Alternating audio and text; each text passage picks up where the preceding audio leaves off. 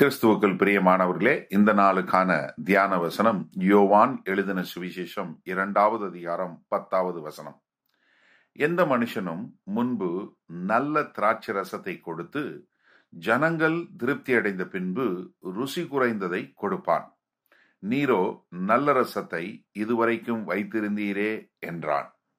ஆண்டவராகிய இயேசு கிறிஸ்து கால் கழுவ வைத்திருந்த தண்ணீர் ஜாடிகள்ல தண்ணீரை நிரப்ப சொல்லிவிட்டு அதை எடுத்து பந்தி விசாரிப்புக்காரன்ட்ட கொண்டு போய் கொடுக்கும்படியாக அந்த பந்தி விசாரிப்புக்காரன்ட்ட கொடுத்த உடனே அந்த பந்தி விசாரிப்புக்காரன் மணமகனை அழைத்து என்ன சொல்றான், எல்லாரும் முதல்ல ஒரு நல்ல திராட்சை ரசத்தை கொடுப்பாங்க, எல்லாம் குடிச்சு கொஞ்சம் போதையானதுக்கு அப்புறம் வேற மாதிரி ஒரு தரம் குறைந்த திராட்சை ரசத்தை கொடுத்துருவாங்க.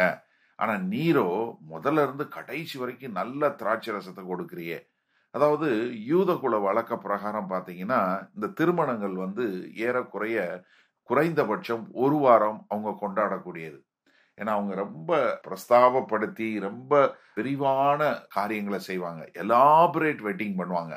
இப்ப நீங்க ஒரு சில காரியங்கள்ல பாத்தீங்கன்னா நார்த் இந்தியால பண்ணக்கூடிய திருமண ஃபங்க்ஷன்ஸ் பாத்தீங்கன்னா ஒரு வாரத்துக்கு வச்சிருப்பாங்க. மெஹந்தி நைட்டு, அப்புறம் பேச்சுலர்ஸ் நைட்டு, அதுக்கப்புறம் பெண்ணோட நலங்கு விழா, அப்புறம் பெண்ணோட வரவேற்பு, அப்புறம் மாப்பிள்ளையோட வரவேற்பு, இப்படி ஒவ்வொரு நாளும் அவங்க கொண்டாடி கொண்டே இருப்பாங்க. அது போல இங்கும் அவங்க அந்த மாதிரி யூதகுல முறையில செய்வாங்க.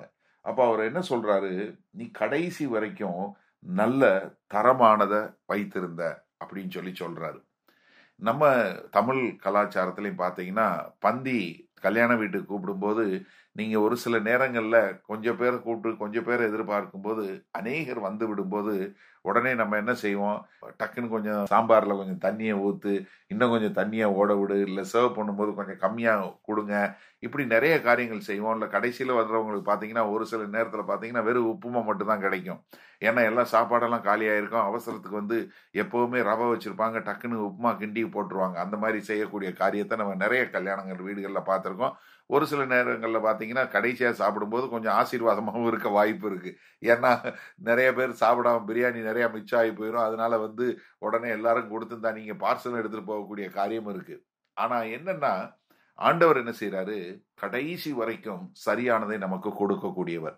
நீங்க இத பூமியில பாருங்க, ஆண்டவர் எல்லாத்தையும் படைத்தாரு, அது வெறுமையும் இருளுமா இருந்தது, அங்கு வெளிச்சம் உண்டாகட்டும் என்னாரு, ரொம்ப அருமையான இந்த பூமியை உருவாக்குனாரு, நல்ல ஒரு ஏதேன் தோட்டத்தை உருவாக்குனாரு, ஆதாமையும் ஏவாளையும் படைத்தாரு, 4 நதிகள் ஓடக்கூடியதா, 2 பேருக்கு 4 நதி ஓடக்கூடியதா அவ்வளவு அழகா வைத்திருந்தாரு.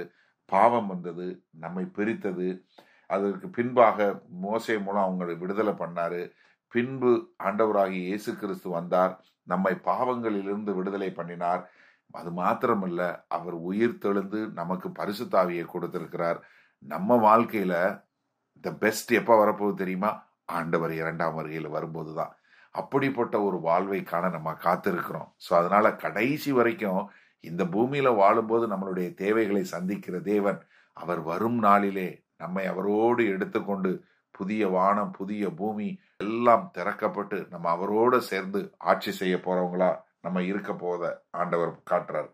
அப்ப இந்த நாள்ல நம்ம எப்படி இந்த வசனத்தை நம்ம ஏற்றுக்கொள்வது என்று பார்த்தீங்கன்னா, ஆண்டவராகிய இயேசு கிறிஸ்து தான் நமக்கு என்ன கொடுக்கிறாரு, எப்பொழுதும் சந்தோஷத்தையும் சமாதானத்தையும் கொடுக்கிறார்.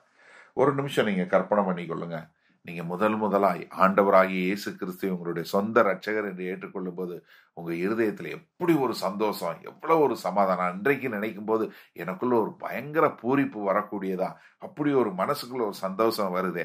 அதை எப்போதும் நம்ம காத்து கொள்ளக்கூடிய மக்களா இருந்தோம்னா நமக்கு தெரியும், ஆண்டவர் வரும் நாளில நமக்கு பிரதானமான காரியங்களை, பிரமாதமான காரியங்களை காண முடியும் என்பதாக. அப்ப நீங்க அந்த நாளை எதிர்பார்த்து கொண்டு தேவனோடு இருக்கும்போது தான் என்னுடைய சிறப்பான வாழ்க்கை என்று இருக்க தேவன் உங்களுக்கு கிருபை பாராட்டுவாராக. அவர் கடைசி வரைக்கும் உங்களுக்காக நல்லதை வைத்திருக்கிறவர். எனக்கு அருமையான ஜனங்களே, ரொம்ப சிம்பிளா சொல்லணும்னா the best is yet to come. நமக்கு ஒரு உன்னதமான காரியம் வரப்போகிறது என்ற எதிர்பார்ப்போடு காத்திருப்போம். நல்ல ஆண்டவரே, இந்த செய்தியை கேட்டுக்கொண்டு இருக்கிற ஒவ்வொருவருக்கும் நீங்கள் வரும்போது பிரமாதமான காரியங்களை கொண்டு வரப்போகிறீர்கள் என்பதை, ஆம் ஆண்டவரே, the best is yet to come என்று உம்மை எதிர்நோக்கி காத்திருக்கக்கூடிய மக்களாய் வாழ வளர எங்கள் தேவன் கிருபை பாராட்டுவீர்களாக. இந்த செய்தியை கேட்டுக்கொண்டிருக்கிற ஒவ்வொருவரும் உம்முடைய வருகையை எதிர்நோக்கி காத்து கொண்டிருக்கிறவர்களாய் இருக்க எங்கள் தேவன் கிருபை பாராட்ட வேண்டும் என்று அருள்நாதர் இயேசு கிறிஸ்துவின் இனிய நாமத்தினால ஆசீர்வதி ஜெபிக்கிறோம் ஜீவனுள்ள வல்ல பிதாவே. ஆமேன்.